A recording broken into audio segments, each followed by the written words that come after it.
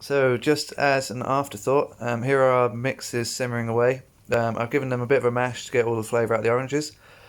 This is then, you're going to need to turn this off and let it cool before you add your ginger bug into your mix over here, because if you add all that nice live bacteria into this, it's going to die. So leave that, let it cool. Once it's a comfortable temperature to touch, to handle, or to even put a finger in there, then that is your mix is at the right temperature to add your bug. You can go into if it goes into the bottles hot, that's even better in terms of sterilization.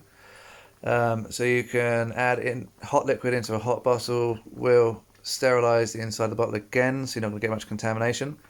And at that point, when that cools, and you can kind of like quite easily hold the bottle, even maybe let it go a bit cooler, to make sure it's not too hot and it's not going to damage this nice bug that we've been building up.